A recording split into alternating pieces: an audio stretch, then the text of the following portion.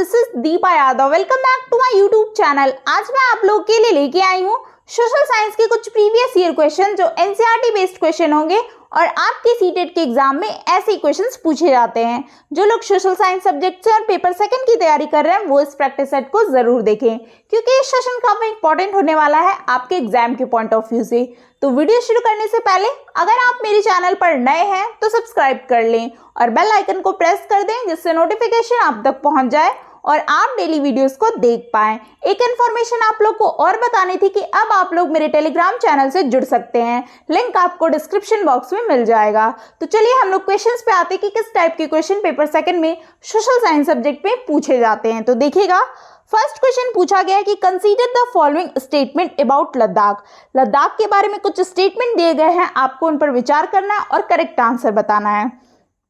Statement A कहता है कि Ladakh is a cold desert, Ladakh एक ठंडा रेगिस्तान है। स्टेटमेंट बी है कि Ladakh is at low altitude, this climate is extremely cold and dry, Ladakh कम ऊंचाई पर होने के कारण यहाँ की जलवायु अत्यधिक ठंडी तथा शुष्क होती है। स्टेटमेंट सी कहता है कि due to the high aridity the vegetation is sparse in Ladakh, Ladakh में उच्च शुष्कता के कारण वनस्पति विरल है। और पीछे आपका करेक्ट ऑप्शन आपको बताना है, यहाँ से चूज द करेक्ट ऑप्शन, सही विकल्प का चुनाव कीजिए। ये सारे ऑप्शंस हैं, आपको सही आंसर बताने हैं। तो इस क्वेश्चन का जो आंसर होगा ऑप्शन नंबर सी होगा। A and C are true, A तथा सी क्या है, सही है। देखिएगा कैसे। जो स्टेटमेंट ए कहता है कि लद्दाख एक ठंडा रेगिस्तान, ये स्टेटमेंट बिल्कुल सही है। स्टेटमेंट बी कहता है कि आपका जो है यहाँ पे कह रहा है कि लद्दाख कम ऊंचाई पर होने के कारण यहाँ की जलवायु अत्यधिक ठंडी तथा शुष्क होती है, ये स्टेटमेंट बिल्कुल रॉन्ग है। स्टेटमेंट सी कहता है कि लद्दाख में उच्च शुष्कता के कारण वनस्पति यहाँ की क्या है, विरल है। ठीक है, तो due to the high aridity the vegetation in sparse in Ladakh, तो ये स्टेटमेंट बिल्कुल सही है। ए और सी स्टेटमेंट सही है, इसलिए आपका इस क्वेश्चन का आंसर ऑप्शन नंबर सी हो जाएगा करेक्ट। नेक्स्ट क्वेश्चन है, पूछा गया कि which of the following is an example of seasonal wind, मतलब कि निम्नलिखित में से कौन सा मौसमी पवनों का उदाहरण है। ऑप्शन ए है मानसून इन इंडिया, भारत में मानसून पवने। ऑप्शन बी लू of northern plains of India, Bharat के उत्तरी मैदानों की लू। ऑप्शन सी ईस्टर्लीज पूर्वी पवने। ऑप्शन डी वेस्टर्लीज पश्चिमी पवने। इस क्वेश्चन का जो आंसर होगा ऑप्शन नंबर ए होगा। ठीक है, मानसून इन इंडिया, भारत के मानसूनी पवने जो हैं ये क्या है, मानसूनी पवनों का उदाहरण है। यह मानसूनी पवनें जो हैं जून में दक्षिण पश्चिम मानसून के रूप में भारत में प्रवेश करती हैं और भारतीय क्षेत्र में वर्षा करती हैं। भारत में अधिकांश वर्षा इन्हीं मानसूनी पवनों के माध्यम से होती है। तो इस क्वेश्चन का आंसर ऑप्शन नंबर ए हो जाएगा। नेक्स्ट क्वेश्चन है, पूछा गया है कि भूगोल की कक्षा के पश्चात विद्यार्थी ए, बी और सी द्वारा जल पर बनाए गए कथनों को पढ़िए तथा सही विकल्प का चयन कीजिए। भूगोल की कक्षा, उसमें 3 विद्यार्थी उन्होंने अपने स्टेटमेंट बनाए हैं, उस पर विचार कीजिए और सही स्टेटमेंट आप बताइए यहाँ से करेक्ट आंसर चूज करके। विद्यार्थी ए कहता है कि जब तेज वायु सागर के पूरे सतह पर जल को रगड़ती है तब तरंगे उत्पन्न होती है। विद्यार्थी बी कहता है कि तेज वायु चलने पर सुनामी उत्पन्न होती है। विद्यार्थी सी कहता है कि ज्वार भाटा तरंगों के प्रकार है। ये सारे ऑप्शंस हैं, आपको करेक्ट आंसर बताना है। तो इस क्वेश्चन का आंसर ऑप्शन नंबर ए होगा। ओनली ए इज करेक्ट, केवल ए सही है। भूगोल की कक्षा के पश्चात विद्यार्थी द्वारा जल पर बनाए गए जो स्टेटमेंट के तहत जब बच्चे क्या है, जो स्टेटमेंट ए है, विद्यार्थी ए कहता है कि जब तेज वायु सागर के पूरे सतह पर जल को रगड़ती है तब तरंगे उत्पन्न होती है। तो ये स्टेटमेंट बिल्कुल आपका सही है। विद्यार्थी बी जो कह रहा है कि तेज वायु चलने पर सुनामी उत्पन्न होती है, तो ये रॉन्ग है। सी भी जो कह रहा है कि ज्वार भाटा तरंगों के प्रकार है। तो आप अब बताएंगे मुझे कि सुनामी क्या है और ज्वार भाटा कैसे उत्पन्न होता है, ये आप कमेंट बॉक्स में मुझे बताएंगे अभी। तो इस क्वेश्चन का जो आंसर होगा ऑप्शन नंबर ए होगा कि ओनली ए इज करेक्ट। क्या केवल ए जो विद्यार्थी कह रहा है वो स्टेटमेंट आपका सही है। नेक्स्ट क्वेश्चन है, पूछा गया कि which one of the following industry rose in the world, मतलब कि इनमें से कौन सा उद्योग वेल्ड में विकसित हुआ। ऑप्शन ए है कि wool industry due to sheep rearing, भेड़ पालन के कारण ऊनी उद्योग। ऑप्शन बी है wool industry due to yak rearing, याक पालन के कारण ऊनी उद्योग। ऑप्शन सी है leather industry due to camel rearing, ऊंट पालन के कारण चमड़ा उद्योग। Option D agriculture industry due to wheat production, गेहूं उत्पादन के कारण कृषि आधारित उद्योग। तो इस क्वेश्चन का आंसर होगा ऑप्शन नंबर ए हो जाएगा। ठीक है, भेड़ पालन के कारण ऊनी उद्योग वेल्ड क्षेत्र में विकसित हुआ और पशुपालन और खनन वेल्ड क्षेत्र में रहने वाले लोगों की दो प्रमुख गतिविधियां हैं। वेल्ड क्षेत्र दक्षिणी ऑस्ट्रेलिया के घास का मैदान का ये क्षेत्र है। ठीक है, वेल्ड कहाँ का है? ये ऑस्ट्रेलिया का है, दक्षिण ऑस्ट्रेलिया का घास मैदान क्षेत्र है। तो ऑप्शन क्या हो जाएगा? एक करेक्ट आंसर हो जाएगा। नेक्स्ट क्वेश्चन है, ये भी स्टेटमेंट वाले क्वेश्चन है कि consider the statement A and B and choose the correct answer. कथन ए और बी पर विचार करें और सही उत्तर का चयन करें। स्टेटमेंट ए कहता है कि Kolar mines are among the deepest in the world which makes mining of the core a very expensive process. Kolar की खानें जो विश्व की गहरी खानों में से एक है, जो अयस्क के खनन को बहुत खर्चीली प्रक्रिया में बनाती हैं। स्टेटमेंट बी है कि Karnataka has deposit of gold in India. Bharat में कर्नाटक में सोने के निक्षेप है। देखिए यहाँ पे ऑप्शंस दिए गए हैं, आपको करेक्ट आंसर बताना है। तो इस क्वेश्चन का जो आंसर होगा ऑप्शन नंबर ए हो जाएगा। Both A and B are true, A और बी क्या है? दोनों सही हैं। देखिए कैसे, जो आपके कर्नाटक के कोलार में जो भारत में सोने के भंडार है और यह विश्व के सबसे गहरी खानों में से एक है। और यह क्या है? जो खानों में से एक है जो अयस्क के खानों को बहुत ही क्या खर्चीली बनाती है। ये स्टेटमेंट आपका बिल्कुल सही है।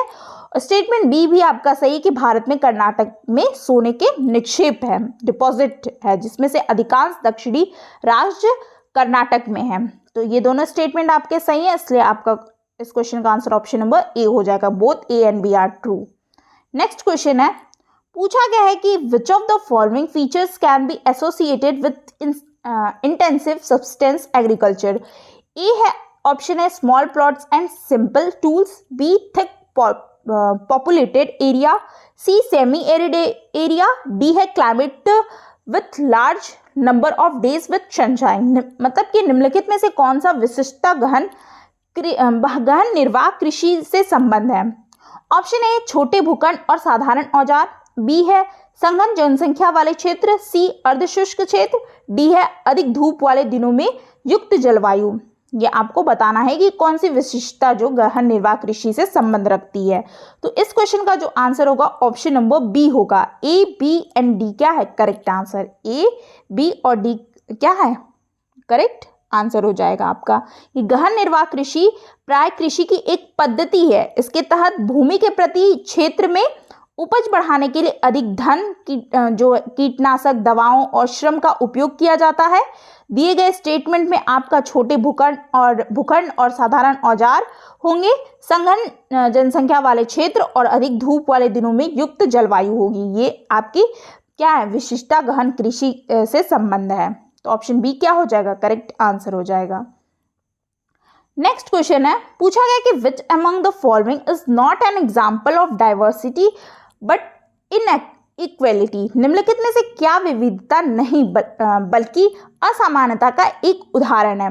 ऑप्शन ए है कि डिफरेंस ऑफ रिलीजन, धर्म का अंतर। Option B difference of mother tongue, मातृभाषा का अंतर। Option C difference of economic status, आर्थिक स्तर का अंतर। Option D difference of food habits, खाद्य संबंधी आदतों का अंतर। तो इस क्वेश्चन का जो आंसर होगा ऑप्शन नंबर सी होगा कि आर्थिक स्तर का अंतर विविधता नहीं है बल्कि क्या है? असमानता का एक उदाहरण है। आर्थिक स्तर का अंतर नहीं है, ये असमानता का क्या है? उदाहरण है। बाकी आपको ये वाले सारे तो नहीं पूछा है ना, नहीं बल्कि असमानता का उदाहरण है। तो आपका स्टेटमेंट ये जो ऑप्शन सी है वो करेक्ट हो जाएगा। नेक्स्ट क्वेश्चन है, पूछा गया कि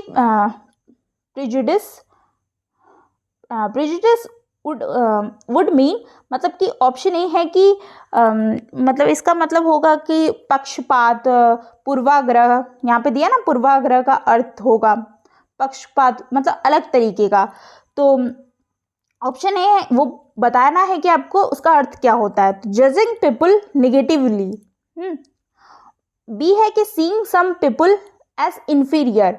सी है कि fixing people into one image. मतलब पूर्वाग्रह का अर्थ क्या है, पक्षपात का अर्थ क्या है, एक तरीके से समझ लो कि ए जो है कहता है कि लोगों के बारे में नकारात्मक राय बनाना।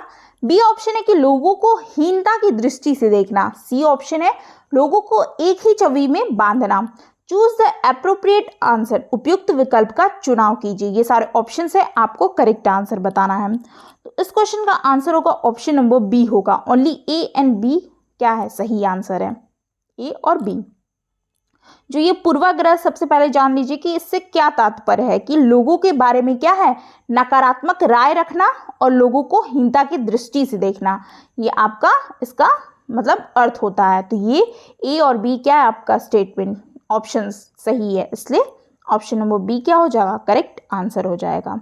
पूर्वाग्रह चीज़ों को सबसे पहले करने के एक तरीके को क्या अत्यधिक महत्व देना होता है और इसे सबसे अच्छे तरीके से करने की आग्रह विधि है जो दूसरे लोगों को सम्मान नहीं करती है। ठीक, तो पूर्वाग्रह का अर्थ क्या होगा, लोगों के बारे में नकारात्मक राय बनाना और लोगों की हीनता की दृष्टि से देखना। ऑप्शन नंबर बी क्या करेक्ट आंसर।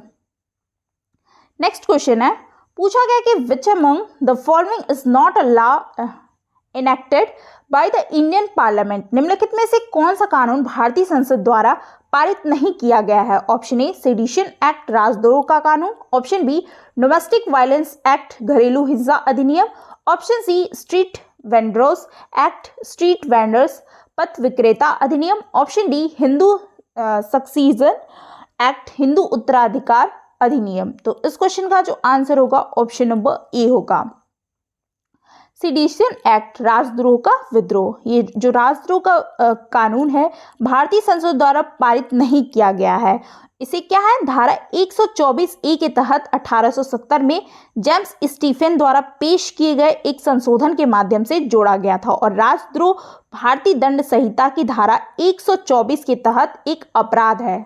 ठीक है, तो इस क्वेश्चन का जो आंसर होगा ऑप्शन नंबर ए होगा कि कौन सा कानून भारतीय संसद द्वारा पारित नहीं किया गया है, तो वो है सेडिशन एक्ट, राजद्रोह का कानून। नेक्स्ट है, पूछा गया कि read the following statement. Statement पढ़ते हैं, देखिए स्टेटमेंट ए कि dispute with respect to allocation of GST to a state is matter of dispute between two state. Statement B कहता है कि dispute regarding sharing of river water is a matter of dispute between two state. निम्नलिखित कथनों को पढ़िए, उन पर विचार कीजिए। ऑप्शन ए है कि एक राज्य को वस्तु एवं सेवा कर के वितरण से संबंधित विवाद दो राज्यों के बीच विवाद का मामला है। स्टेटमेंट बी है कि नदी के जल के बंटवारे से संबंधित विवाद दो राज्यों के बीच विवाद का मामला है। तो इस क्वेश्चन का जो आंसर होगा, इधर पीछे आपका दिया होगा कि सेलेक्ट द करेक्ट आंसर, सही उत्तर का चयन कीजिए यहाँ से। तो इस क्वेश्चन का आंसर होगा option number B, only B is correct, केवल बी क्या है सही आंसर है। देखिए कैसे, बी इसलिए है क्योंकि जो आपका ये देख रहा है ना वस्तु सेवा कर, जो ये जीएसटी है, वस्तु एवं सेवा कर जीएसटी एक क्या है, अप्रत्यक्ष कर है, जिसे भारत सरकार द्वारा 1 जुलाई 2017 से एकीकृत रूप से क्या किया, लागू किया गया है। और एक राज्य को जीएसटी के वितरण से संबंधित विवाद केंद्र और राज्य के मध्य विवाद का मामला है ये। ठीक है, ये केंद्र और राज्य के बीच के ये जो विवाद इसमें कह रहा है कि दो राज्यों के बीच का विवाद है, तो नहीं, ये केंद्र और राज्य के बीच विवाद का मामला है। तो इसलिए ये स्टेटमेंट आपका यहाँ पे गलत हो जाएगा। स्टेटमेंट बी सही है कि नदी के जल के बंटवारे से संबंधित विवाद दो राज्यों के बीच विवाद का मामला है। ठीक है, भारतीय संविधान के अनुच्छेद 262 के तहत ये मामला था। ठीक है, तो option B is correct statement. तो इसलिए आपका ऑप्शन नंबर बी क्या हो जाएगा, correct answer, only B is correct, केवल बी सही है।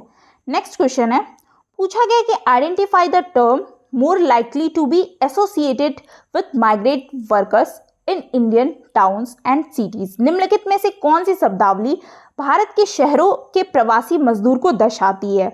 ऑप्शन ए है कि ऑर्गेनाइज्ड वर्कफोर्स, संगठित कार्यबल। ऑप्शन बी लेबर चौक। ऑप्शन सी लैंडलॉर्ड्स, भूमालिक। ऑप्शन डी स्किल्ड टेक्नीशियन, प्रशिक्षित तकनीशियन। इसको हिंदी में भी वही लिख दिया है, टेक्नीशियन को तकनीशियन लिख दिया है, ठीक है। तो इस क्वेश्चन का जो आंसर आपको बताना है, क्या होगा इसका आंसर? ऑप्शन नंबर बी होगा, लेबर चौक। मतलब कि लेबर चौक शब्दावली भारत के शहरों के प्रवासी मजदूरों को दर्शाती है। प्रवासी मजदूरों वे लोग होते हैं जो अपने राज्य से बाहर किसी दूसरे राज्य में काम करने के लिए जाते हैं। ये क्वेश्चन बहुत बार सीटेट के एग्जाम में पूछा गया है, मतलब हर आपको ये अभी ऑनलाइन जो एग्जाम हुए थे उसमें बहुत बार पूछा गया था, और ये पहले से आ रहा है क्योंकि एनसीईआरटी की बुक में आपका दिया गया है। देखिएगा, नेक्स्ट क्वेश्चन है, पूछा गया है कि the provision of fundamental rights and the directive principle of state policy in Indian constitution to establish. मतलब कि ए जो है, ए ऑप्शन की political democracy, B socio economic democracy, C welfare state, D है पुलिस स्टेट। भारतीय संविधान के में मौलिक अधिकार एवं नीति निर्देशक तत्व स्थापित करना चाहते हैं। ए है राजनीतिक लोकतंत्र, बी सामाजिक आर्थिक लोकतंत्र, और सी है कल्याणकारी राज्य, डी है पुलिस राज्य। चूज द करेक्ट ऑप्शन, सही विकल्प का चयन करें। यहां से आपको करेक्ट आंसर बताना है, ठीक है। तो इस क्वेश्चन का जो आंसर होगा ऑप्शन नंबर ए होगा।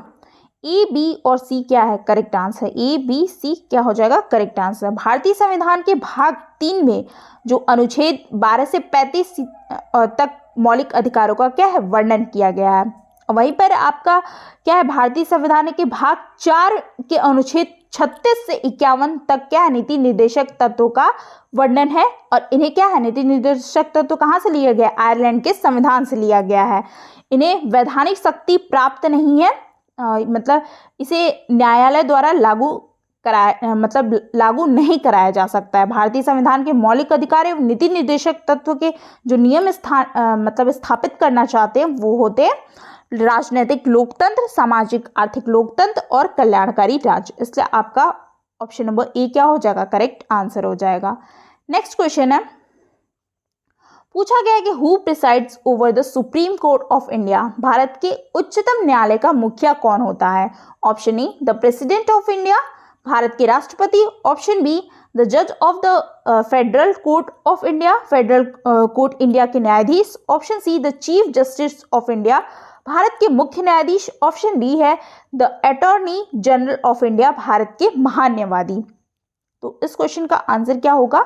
ऑप्शन नंबर सी होगा, the chief justice of India, Bharat के मुख्य न्यायाधीश भारत के उच्चतम न्यायालय के मुखिया हैं। ठीक है, मुखिया कौन होता है? वो होता है the chief justice of India, Bharat के मुख्य न्यायाधीश। ऑप्शन नंबर सी क्या हो जाएगा करेक्ट आंसर हो जाएगा। नेक्स्ट क्वेश्चन है, which was the first state of India to introduce the mid day meal scheme. मध्याह्न भोजन कार्यक्रम शुरू करने वाला पहला भारतीय राज्य कौन था? Option A Andhra Pradesh, option B Kerala, option C Tamil Nadu, option D है महाराष्ट्र। इसका करेक्ट आंसर होगा ऑप्शन नंबर सी हो जाएगा तमिलनाडु।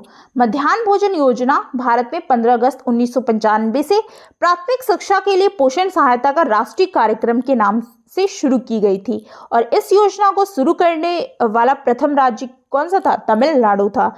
सितंबर 2021 में मध्याह्न भोजन योजना का नाम बदल करके पीएम पोषण मतलब कि प्रधानमंत्री पोषण शक्ति निर्माण कर दिया गया है। ठीक है, तो option C is correct answer.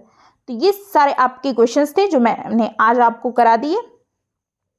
थोड़ा सा आज वीडियो लाने में लेट हो गया, बट मैं आगे से कोशिश करूंगी कि जल्दी थोड़ा वीडियो लाऊं। थोड़ा सा अर्जेंट काम की वजह से थोड़ा सा मैं लेट हो गई आज, तो सॉरी उसके लिए।